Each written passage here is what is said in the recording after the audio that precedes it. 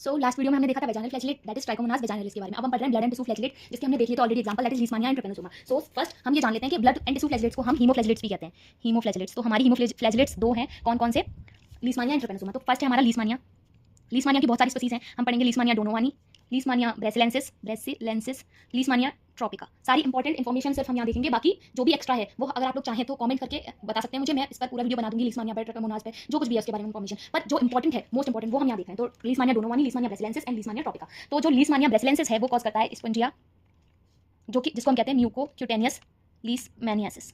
Mucocutaneous leishmaniasis कौन cause करता है? ब्रेसिलेंसिस, जिसको हम कहते हैं स्पंजिया। अब लीशमानिया ट्रॉपिका कॉज करता है ओरिएंटल सोर, या फिर कह सकते हैं दिल्ली और बगदाद बॉयल और एलेपो बटन। तो ये करता है ओरिएंटल सोर, दिल्ली और बगदाद बॉयल, एलेपो बटन। अब जो मेन है हमारा लीशमानिया डोनोवानी, तो डोनोवानी क्या कॉज करता है? सबसे पहले तो हमें ये देखना है कि ट्रांसमिट किससे होता है, इसकी इन्फेक्टिव फॉर्म क्या है, ट्रांसमिट किससे होता है। तो लीशमानिया डोनोवानी ट्रांसमिट होता है सैंड फ्लाई से। अब कैसे याद रखेंगे? लास्ट में क्या आ रहा है? D for donovani. तो डोनोवानी सैंड फ्लाई से, क्योंकि नेक्स्ट हमारा ट्रिपेनोसोमा को सीसी फ्लाई से ट्रांसमिट होता है। तो हम कंफ्यूज हो जाते हैं सीसी फ्लाई है या सैंड फ्लाई है, क्योंकि फ्लाई में याद रहता है तो सैंड है, क्योंकि डी से ये स्टार्ट है और डी से ये खत्म है, sand fly. D for donovani. Okay, इसकी जो इन्फेक्टिव फॉर्म है, अभी तक हमने इन्फेक्टिव फॉर्म में पॉलीन्यूक्लियेट सिस्ट देखी, अमीबॉइड फॉर्म देखी एंड ट्रॉफोजॉइड फॉर्म देखी। अब हम एक नई फॉर्म देख रहे हैं जो है प्रोमेस्टिकोट।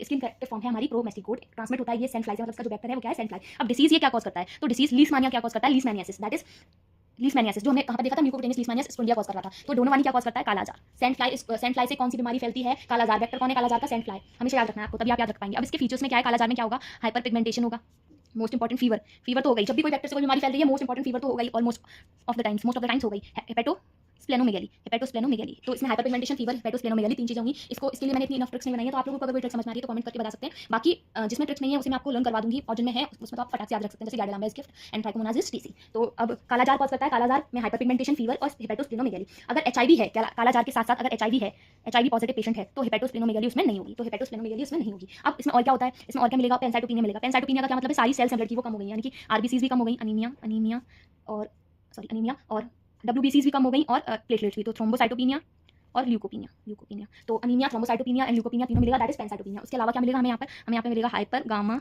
ग्लोबिनीमिया।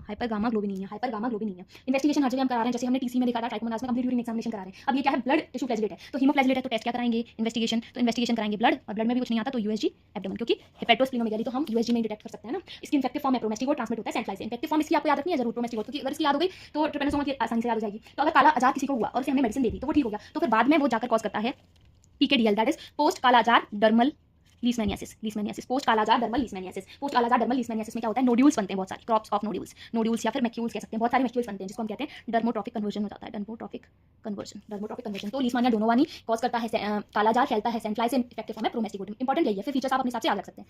Thank you.